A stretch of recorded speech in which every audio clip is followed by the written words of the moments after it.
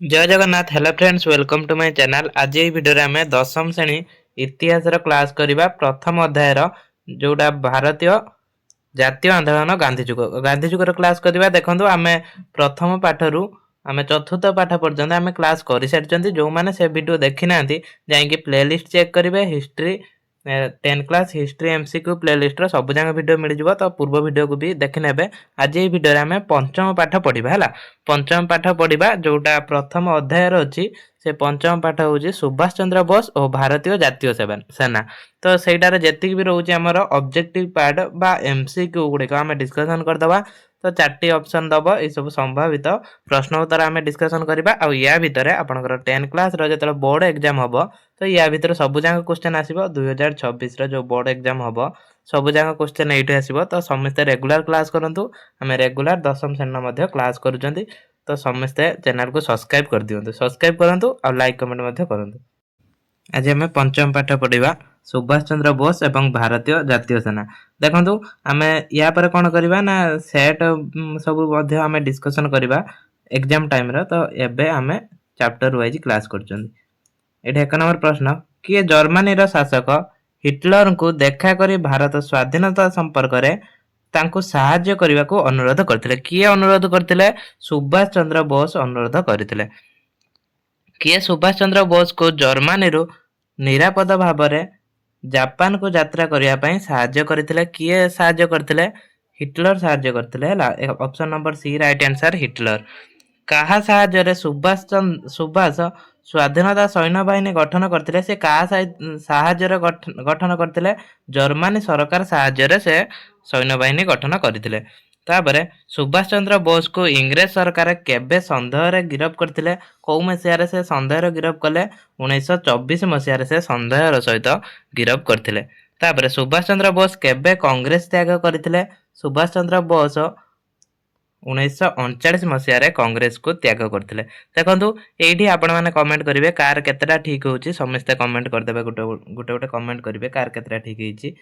तापरे 6 नंबर, सुभाष बोस केबे द्वितीय थर पाई भारतीय जातीय कांग्रेस सभापति भाव में निर्वाचित होतिले? केबे से निर्वाचित होतिले? 1939 मसीह से निर्वाचित होतिले। किए फॉरवर्ड ब्लॉक नामक एक नूतन राजनैतिक दल गठन करथिले? किए गठन करथिले? सेटा मध्ये सुभाष चंद्र बोस गठन करथिले। तापरे इंग्लैंड रो प्रधान शत्रु जर्मनी और जापान को समर्थन हासिल करिया पई उद्यम करथिले? एटा किए उद्यम करथिले?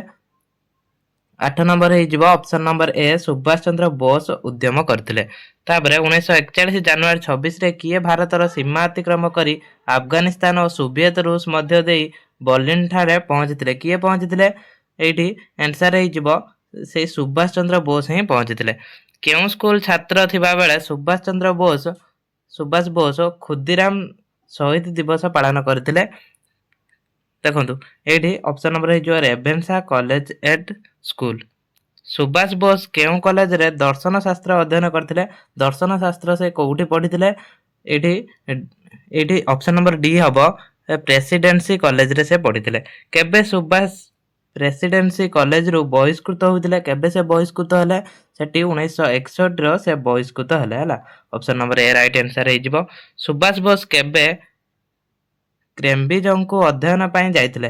क्रेम्ब्रिज को से केबे जाइथिले अध्ययन करिया ना कि 1919 रो से जाइथिले? इटा हबो right answer option number B 1919 रो। देखो ऑब्जेक्टिव क्वेश्चन जति रहउची सब इंपोर्टेंट काहे ना एटा 50 मार्क रो आसीबो।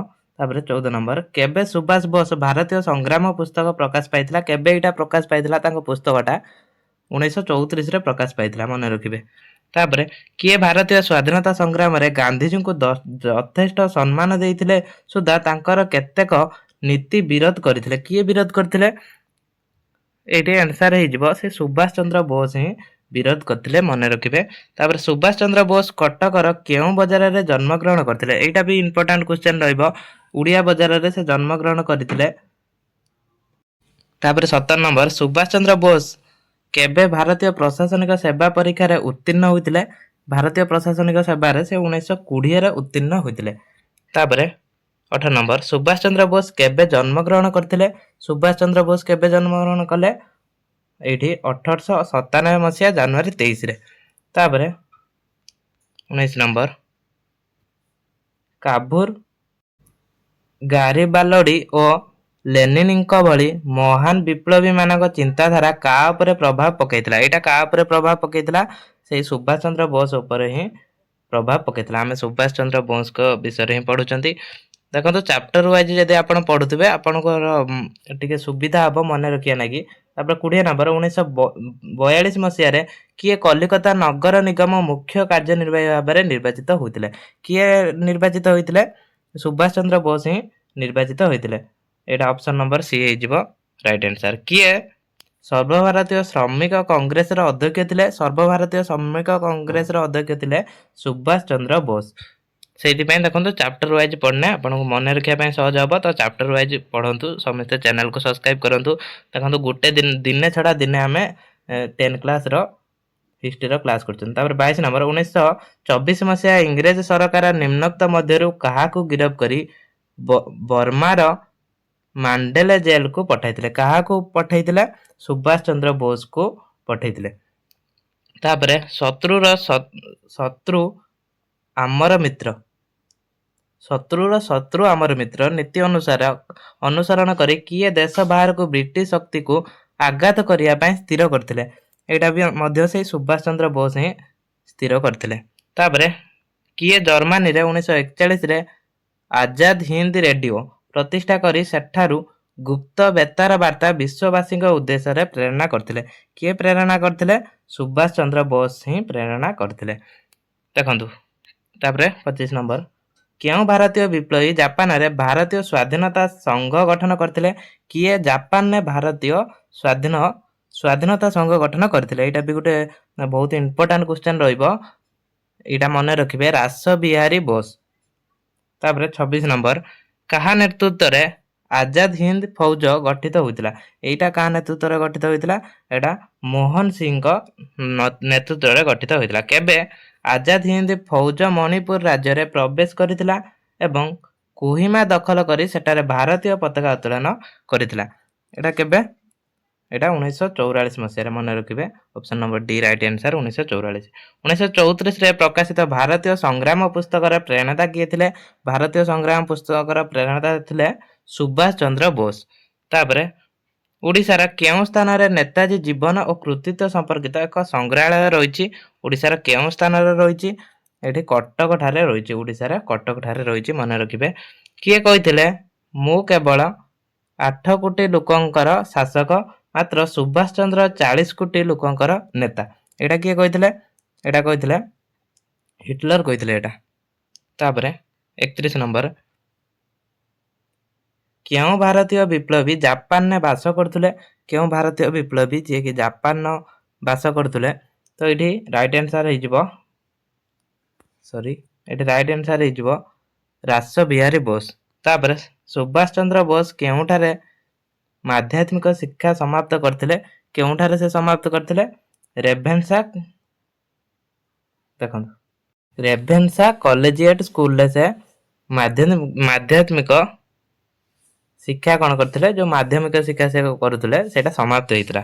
ତାପରେ 33 ନମ୍ବର ନିମ୍ନଲିଖିତ ବ୍ୟକ୍ତିମାନଙ୍କ ମଧ୍ୟରୁ କେଉଁ ବ୍ୟକ୍ତିଙ୍କର ବାଣୀ ସୁଭାଷ ବୋଷ ଉପରେ ପ୍ରଭାବ ପକାଇଥିଲା? କାହାର ବାଣୀ ଯୋଉଟା କି ସୁଭାଷ ବୋଷଙ୍କ ଉପରେ ପ୍ରଭାବ ପକାଇଥିଲା? ସେ ବାଣୀଟା କାହାର? ସେଇଟା ଥିଲା ଗାରିବାଲ୍ଡିଙ୍କର। ତାପରେ ନିମ୍ନଲିଖିତ ମଧ୍ୟରୁ କେଉଁ ବିପ୍ଳବଟି ସୁଭାଷ ଚନ୍ଦ୍ର ବୋଷଙ୍କ ଉପରେ ପ୍ରଭାବ ପକାଇଥିଲା? କୋଉଟା ସୁଭାଷ ଚନ୍ଦ୍ର ବୋଷକୁ ପ୍ରଭାବ ପକାଇଥିଲା? ଏଇଟା ଫରାସୀ ରାଷ୍ଟ୍ର ବିପ୍ଳବଟା ପ୍ରଭାବ ପକାଇଥିଲା। କଂଗ୍ରେସ କେଉଁ ଅଧିବେଶନରେ ସୁଭାଷ ଚନ୍ଦ୍ର ବୋଷ ସଭାପତି ଭାବରେ ମନୋନୀତ ହେଲେ? କେଉଁ ଅଧିବେଶନରେ ସେ ମନୋନୀତ ହୋଇଥିଲେ? ହରିପୁର ଅଧିବେଶନରେ ସେ ମନୋନୀତ ହୋଇଥିଲେ। ତାପରେ ସୁଭାଷ ଚନ୍ଦ୍ର ବୋଷଙ୍କ ପିତାଙ୍କ ନାମ କ'ଣ ଥିଲା? ତାଙ୍କ ପିତାଙ୍କ ନାମ କ'ଣ ଥିଲା? ତାଙ୍କ ପିତାଙ୍କ ନାମ ଥିଲା ଜାନକୀ ନାଥ ବୋଷ।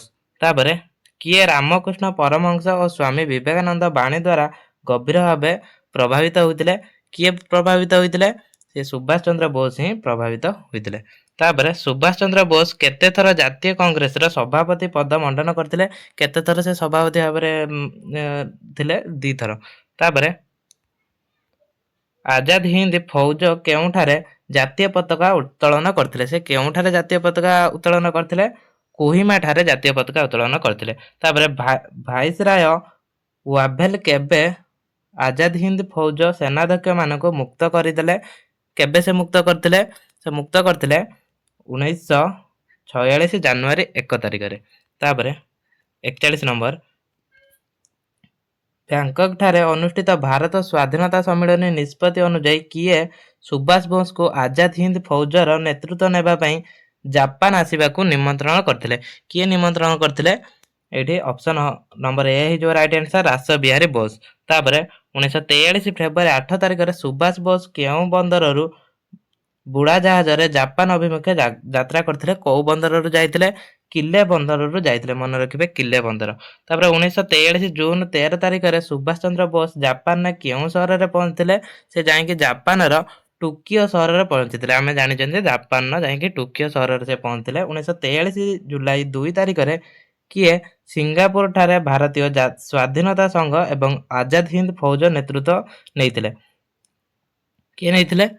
तो ये 44 नंबर राइट आंसर हो सुभाष चंद्र बोस नहीं नेतृत्व। तापर आजाद हिंद फौजर सैन्य माने काहाकू नेताजी आख्या भूषित करथिले? से काहाकू नेताजी आख्या भूषित करथिले? से सुभाष चंद्र बोस को ही नेताजी आख्या भूषित करथिले। किए सुभाष बोस को द्वारा गठित महिला ब्रिगेड रो नेतृत्व नैथिले? किए नैथिले? एठी लक्ष्मी सहगल नैथिले हला। ऑप्शन नंबर बी हे जो राइट आंसर लक्ष्मी सहगल। तापर केबे आजाद हिंद फौजर 3 सेनाध्यक्ष दिल्लीर लालकिला अनुष्ठित सामरिक अदालत सम्मुखीन होइतिले? केबे होइतिले सम्मुखीन? एटा सम्मुखीन होइतिले एठी ऑप्शन नंबर डी 1945 नवेम्बर 5 रे। केबे सुभाष चंद्र बोस विमान दुर्घटना रे मृत्युवरण करथिबा संवाद प्रकाश पाइतिला? एटा बहुत इंपोर्टेंट क्वेश्चन उठे, देखिबो एटा पढी पारे। 1945 अगस्त 18 रे। तापर सुभाष बोस केबे बर्लिन ले पहुंचथिले? से केबे बर्लिन ले पहुंचले? से बर्लिन ले पहुंचथिले 1941 मसिया मार्च 25 तारिख रे। डेट सब मन रखिबे। तापर 50 नंबर केउ देशर सरकारक ठारू सुभाष बोस अंडमान और निकोबर द्वीपपुंज दायित्व ग्रहण करथिले? सेठी जापान सरकार ठारू से दायित्व ग्रहण करथिले। तापर आजाद हिंद सरकार केउ देशर अस्थायी सरकार अनुकरण रे गठित होइतिला? केउ देशर? एटा 51 नंबर राइट आंसर हे जिवो आयरलैंड हला। Option number D. सुभाष केबे भारत स्वाधीनता संघ और आजाद हिंद फौजर नेतृत्व नैथिले? सुभाष केबे नेतृत्व नैथिले? देखंतु से नेतृत्व नैथिले 1943 जुलाई 2 रे। तापर केउ शहर रे अनुष्ठित भारत स्वाधीनता सम्मेलन निष्पत्ति अनुଯାयी सुभाष बोस जापान आसीबाकू निमंत्रण करागला? एटा केउ शहर रे अनुष्ठित होइतिला? एटा देखंतु एटा मन रखिबे, ए शहरटी मन रखिथिबे बैंकॉक। तापर सुभाष केबे कलिकता महानगरी रो मुख्य कार्यनिर्वाही अधिकारी हेले? केबे होइतिले? एठी ए मसियाटा मन रखिबे, से हेतिले 1921 1921 मसिया रे हला। 1921 मसिया रे होइतिले, सॉरी 1921 हबने, एटा 1924 मसिया हला। मन रखिबे, एटा टे भूल हला, एटा 1921 हबने 1924। तापर जापान न फमोर्जारो टोकियो को जाउथबा बेले किए विमान दुर्घटना प्राण हरैतिबा संवाद प्रकाश पाइतिला? किए प्राण हरैतिले? एटा हम जानि जंदी सुभाष चंद्र बोस ही प्राण हरैतिले। Option number A right answer. इंग्रेज सरकार द्वारा सुभाष केबे बंदी हुई नजरबंदी रूपे रहितिले? केबे से बंदी होइतिले नजरबंदी रूपे भी रहितिले? 1940 जुलाई 2 तारिख रे। किए जय हिंद और दिल्ली चलो स्लोगान दे भारतीय मानक मन रे उन्मादना सृष्टि करथिले? किए सृष्टि करथिले? सुभाष चंद्र बोस ही सृष्टि करथिले। तापरे किए रेवेन्सा कॉलेजिएट स्कूल छात्री मानक नै खुदीराम शहीद दिवस पालन करथिले? किए पालन करथिले खुदीराम शहीद दिवस? सुभाष चंद्र बोस पालन करथिले। तापरे केबे सुभाष भारतीय जातीय कांग्रेस रे योगदान करथिले? केबे से जातीय कांग्रेस रे जोग दैथिले? 1923 ख्रीष्टाब्द रे से जातीय कांग्रेस रे जोग दैथिले। किए बंगला प्रादेशिक कांग्रेस कमिटी रो संपादक पदवी अलंकृत होइतिले? सुभाष चंद्र बोस अलंकृत होइतिले। तापर केबे सुभाष चंद्र बोस हरिपुर अधिवेशन रे भारतीय जातीय कांग्रेस सभापति पद अलंकृत करथिले? केबे अलंकृत करथिले? 1938 रे। 1938 रे से ପଦାର୍ପଣ କରିଥିଲେ। 1939 ମସିହାରେ କାହା ବିରୋଧ ସତ୍ତ୍ୱେ ସୁଭାଷ ଚନ୍ଦ୍ର ବୋଷ ଜାତୀୟ କଂଗ୍ରେସ ତ୍ରିପୁରୀ ଅଧିବେଶନରେ ସଭାପତି ହୋଇଥିଲେ? କେବେ? କାହା ନେତୃତ୍ୱରେ? ମହାତ୍ମା ଗାନ୍ଧୀଙ୍କର। ରାଇଟ୍ ଆନ୍ସର ହବ ମହାତ୍ମା ଗାନ୍ଧୀ। ତାପରେ 63 ନମ୍ବର, କେବେ ସୁଭାଷ ଚନ୍ଦ୍ର ବୋଷ ଫରୱାର୍ଡ ବ୍ଲକ ନାମରେ ଏକ ରାଜନୈତିକ ଦଳର ଗଠନ କରିଥିଲେ? କେବେ ଗଠନ କରିଥିଲେ? 1939ରେ ସେ ଗଠନ କରିଥିଲେ। ଅପସନ ନମ୍ବର ଡି ହେଇଯିବ 1939 ମେ 3। ତାପରେ 1940 ମସିହା ଜୁଲାଇ 2 ତାରିଖରେ କିଏ ଗିରଫ ହୋଇ କଲିକତା ଠାରେ ଇଂରେଜ ସରକାରଙ୍କ ନଜରବନ୍ଦୀ ରହିଥିଲେ? କିଏ ରହିଥିଲେ? 64 ନମ୍ବର ରାଇଟ୍ ଆନ୍ସର ହେଇଯିବ ସୁଭାଷ ଚନ୍ଦ୍ର ବୋଷ ହିଁ ରହିଥିଲେ। ତାପରେ ଭାରତ ସରକାରଙ୍କ ତରଫରୁ 1998 ମସିହାରେ କିଏ ପଦ୍ମଭୂଷଣ ସମ୍ମାନରେ ସମ୍ମାନିତ ହୋଇଥିଲେ? କିଏ ହୋଇଥିଲେ? ଏଠି ରାଇଟ୍ ଆନ୍ସର ହବ 65 ନମ୍ବର। ଏଠି ରାଇଟ୍ ଆନ୍ସର ହବ option number C. Right answer ହବ ଲକ୍ଷ୍ମୀ ସହଗଲ। ତାପରେ 2012 ଜୁଲାଇ 23ରେ 97 ବର୍ଷ ବୟସରେ ଲକ୍ଷ୍ମୀ ସହଗଲ କେଉଁଠାରେ ମୃତ୍ୟୁବରଣ କରିଥିଲେ? ସେ କେଉଁଠାରେ ମୃତ୍ୟୁବରଣ କଲେ? କାନପୁର ହସ୍ପିଟାଲରେ ସେ ମୃତ୍ୟୁବରଣ କରିଥିଲେ। କିଏ ଆଜାଦ ହିନ୍ଦ ସରକାରର ପ୍ରଥମ ପ୍ରଧାନମନ୍ତ୍ରୀ ତଥା ପ୍ରଧାନ ସେନାପତି ଥିଲେ? କିଏ ଥିଲେ? ସୁଭାଷ ଚନ୍ଦ୍ର ବୋଷ ହିଁ ଥିଲେ। ତାପରେ 68 ନମ୍ବର କ୍ୱେଶ୍ଚନ, ଫ୍ରି ଇଣ୍ଡିଆ ଆର୍ମିରେ କେଉଁମାନେ ସାମିଲ ହୋଇଥିଲେ? କେଉଁମାନେ ସେଠାରେ ସାମିଲ ହୋଇଥିଲେ? ଭାରତୀୟ ଯୁଦ୍ଧବନ୍ଦୀ ମାନେ ସେଥିରେ ସାମିଲ ହେଇଥିଲେ। ଭାରତୀୟମାନେ ଯେଉଁମାନେ ଯୁଦ୍ଧବନ୍ଦୀ ହେଇକି ଥିଲେ ସେଇମାନେ ହିଁ ସାମିଲ ହେଇଥିଲେ। ତାପରେ କେବେ ଆଜାଦ ହିନ୍ଦ 3 ସେନାଧ୍ୟକ୍ଷ ବ୍ରିଟିଶ ସରକାର ଦ୍ୱାରା ଗିରଫ ହେଲେ? କେବେ ଗିରଫ ହେଲେ? ସେ 1945 ମସିହା ସେପ୍ଟେମ୍ବର ଗିରଫ ହୋଇଥିଲେ। ତାପରେ ସୁଭାଷ ଜାପାନରେ କେତୋଟି ରେଡିଓ କେନ୍ଦ୍ର ପ୍ରତିଷ୍ଠା କରିଥିଲେ? ସେ କେତୋଟି ରେଡିଓ କେନ୍ଦ୍ର ଜାପାନର ପ୍ରତିଷ୍ଠା କରିଥିଲେ? 2ଟି। ତାପରେ କେଉଁ ଦେଶ ସହାୟତାରେ ସୁଭାଷ ବୋଷ ସ୍ୱାଧୀନ ଭାରତ କେନ୍ଦ୍ର ପ୍ରତିଷ୍ଠା କରିଥିଲେ? ତ ଏଇଟା କୋଉ ଦେଶ ସାହାଯ୍ୟରେ ସେ ପ୍ରତିଷ୍ଠା କରିଥିଲେ? ସେ ଜର୍ମାନୀ ସାହାଯ୍ୟରେ ପ୍ରତିଷ୍ଠା କରିଥିଲେ। ତାପରେ ସୁଭାଷ ବୋଷ କେଉଁ ଦେଶରେ ଭାରତ ପରିତ୍ୟାଗ କରି ବର୍ଲିନରେ ପହଞ୍ଚିଥିଲେ? କେଉଁ ବେଶରେ? ହେଲା, ଏଇଟା କୋଉ ବେଶରେ? ଦେଶ କହିଦେନି, ଏଟା ବେଶରେ, ଏଟା ମୁସଲମାନ ବେଶରେ, ମନେ ରଖିବେ, ମୁସଲମାନ ବେଶରେ ସେ ଯାଇଥିଲେ। ରାସ ବିହାରୀ ବୋଷ କାହା ନେତୃତ୍ୱରେ ଆଜାଦ ହିନ୍ଦ ଫୌଜ ଗଠନ କରିଥିଲେ? ସେ କାହା ନେତୃତ୍ୱରେ ଗଠନ କରିଥିଲେ? କ୍ୟାପ୍ଟେନ ମୋହନ ସିଂଙ୍କ ନେତୃତ୍ୱରେ ସେ ଗଠନ କରିଥିଲେ। ତାପରେ କେଉଁଠାରେ ସୁଭାଷ ବୋଷ ସ୍ୱାଧୀନ ଭାରତ କେନ୍ଦ୍ର ପ୍ରତିଷ୍ଠା କରିଥିଲେ? କୋଉଠାରେ ସେ କଣ କରିଥିଲେ? ବର୍ଲିନ ଠାରେ, ହେଲା, ବର୍ଲିନ ଠାରେ ପ୍ରତିଷ୍ଠା କରିଥିଲେ। ତାପରେ ସୁଭାଷ ବୋଷ ସ୍ୱାଧୀନ ଭାରତ ସୈନ୍ୟବାହିନୀ ବା ଫ୍ରି ଇଣ୍ଡିଆ ଆର୍ମିରେ କେତେ ଯୁଦ୍ଧବନ୍ଦୀ ସାମିଲ ଥିଲେ? ସେଟାର କେତେ ଯୁଦ୍ଧବନ୍ଦୀ ସାମିଲ ଥିଲେ? 20,000, ହେଲା, 20,000 ଯୁଦ୍ଧବନ୍ଦୀ ସେଠାରେ ସାମିଲ ଥିଲେ। ତାପରେ ସୁଭାଷ କେବେ ଆଜାଦ ହିନ୍ଦ ସରକାର ଗଠନ କରିଥିଲେ? ଆଜାଦ ହିନ୍ଦ ସରକାରଟା ସେ 1943 ଅକ୍ଟୋବର 21ରେ ଗଠନ କରିଥିଲେ। ସୁଭାଷ ବୋଷ ଆଜାଦ ହିନ୍ଦ ସରକାରରେ କେତେ ଜଣ ମନ୍ତ୍ରୀ ଥିଲେ? ସେଟାର ମନ୍ତ୍ରୀ କେତେ ଜଣ ଥିଲେ? 10 ଜଣ ଥିଲେ। ତାପରେ 78 ନମ୍ବର ପ୍ରଶ୍ନ, କିଏ କହିଥିଲେ ତୁମେ ମତେ ରକ୍ତ ଦିଅ ମୁଁ ତୁମକୁ ସ୍ୱାଧୀନତା ଦେମି? ଏଇଟା ଗୋଟେ ବହୁତ ଇମ୍ପୋର୍ଟାଣ୍ଟ କ୍ୱେଶ୍ଚନ ଆସିପାରେ। ଏଇଟା ସୁଭାଷ ଚନ୍ଦ୍ର ବୋଷ ହିଁ କହିଥିଲେ। ତାପରେ ଆଜାଦ ହିନ୍ଦ ଫୌଜ ସହିତ ସମ୍ପୃକ୍ତ ଥିବା କିଏ ପରବର୍ତ୍ତୀ କାଳରେ ଭାରତ ସରକାରଙ୍କ ଦ୍ୱାରା ପଦ୍ମଭୂଷଣରେ ସମ୍ମାନିତ ହୋଇଥିଲେ? କିଏ ପଦ୍ମଭୂଷଣ? ଏଇଟା ଆମେ ଜାଣିଛନ୍ତି ଲକ୍ଷ୍ମୀ ସେହଗଲ ହିଁ ହୋଇଥିଲେ। ତାପରେ ଆଜାଦ ହିନ୍ଦ ଫୌଜର ଯୁଦ୍ଧବନ୍ଦୀ ମାନଙ୍କ ସପକ୍ଷରେ କିଏ ମକଦ୍ଦମା ଲଢିଥିଲେ? ମକଦ୍ଦମା ଲଢିଥିଲେ କିଏ? ତେଜ ବାହାଦୁର ସାପ୍ରୁ।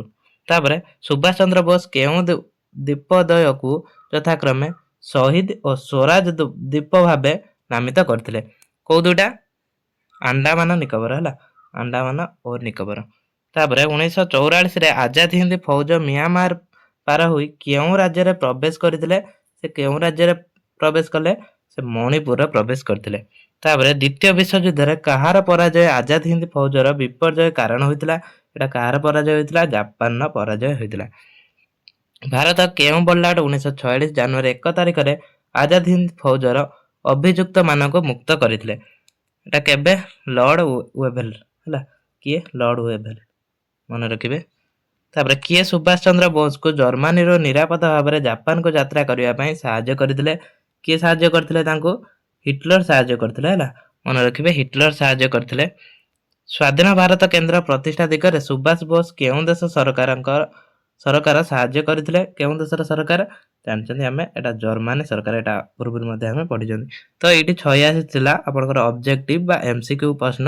ତ ଦେଖିବେ ଏଇ ଯୋଉ ଆମେ ପଞ୍ଚମ ପାଠ ପଢୁଛନ୍ତି ତା ଦେହରେ ବି ଯେତିକି କ୍ୱେଶ୍ଚନ ଆସିବ ସବୁ ୟା ଭିତରୁ ଆସିବ, ୟା ବାହାରୁ କୌଣସି କ୍ୱେଶ୍ଚନ ଆସିବନି। ତ ୟା ପରେ ଆମେ ଚାପ୍ଟର 6 ପଢିବା। ସେଥିପାଇଁ ଚ୍ୟାନେଲକୁ ସବସ୍କ୍ରାଇବ କରନ୍ତୁ, ରେଗୁଲାର ଦେଖନ୍ତୁ, ଗୋଟେ ଲାଇକ୍ କମେଣ୍ଟ ମଧ୍ୟ କରନ୍ତୁ।